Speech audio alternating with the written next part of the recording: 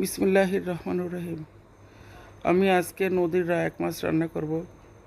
দেখুন মাছটার মাঝখানে কালো শির আছে, প্রায় ভাঙনা মাছের মধ্যে দেখা যায়। আমি প্রথম একটা মশলা তৈরি করে নেব। একটা রসুন বড় আর দুটো পেঁয়াজ, এটা আমি ভেজে নেব।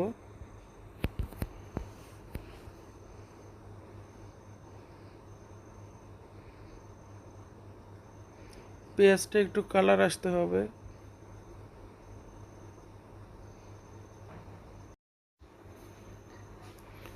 পেঁয়াজটা একটু লাল রং হওয়া পর্যন্ত অপেক্ষা করব।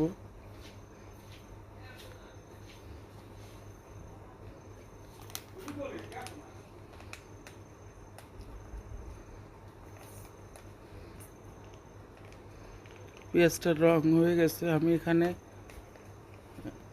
1 চা চামচ জিরা দিলাম, দিয়ে এটা বেটে নেব।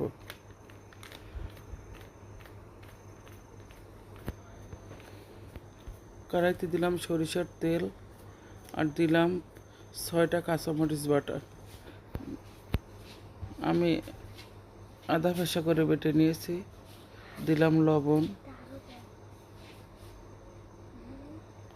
দিলাম 1 চামচ হলুদের গুঁড়া, দিলাম একটু আর সেই ভাজা মশলাটা বাটা দিলাম। আগে সামান্য একটু পেঁয়াজ বাটা দিয়েছি।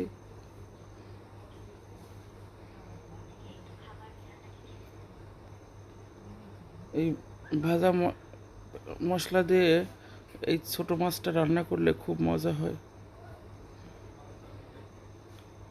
যেহেতু মশলাটা ভাজা, বেশি কষানোর দরকার নেই। এখন আমি পরিমাণ মতো পানি দিয়ে দিলাম। আমি মাছটা ধুয়ে কেটে পরিষ্কার করে নিয়েছি।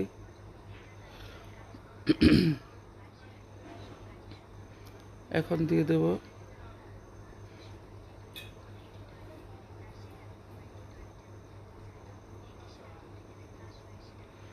এভাবে রায়াক মাছটা রান্না করে খেয়ে দেখবেন কতটা মজা লাগে। আমাদের আঞ্চলিক ভাষায় এটা রায়াক মাছই বলে। আপনাদের ওখানে কি বলে ঠিক আমি জানি না, অবশ্যই কমেন্টে জানাবেন। দেখুন কত সুন্দর রং হয়েছে। ঝালটা নিজেরা পরিমাণ মতো দেবেন। রান্নার করতে বেশি সময় লাগে না। রান্না শেষ, পরিবেশন করে দেখাচ্ছি। মাছগুলো গোটা গোটাই আছে, একটুকু ভাঙে নাই। এইভাবে রান্না করে খাবেন, আমাকে কমেন্ট করে জানাবেন। ভালো থাকবেন, সুস্থ থাকবেন। আল্লাহ হাফেজ।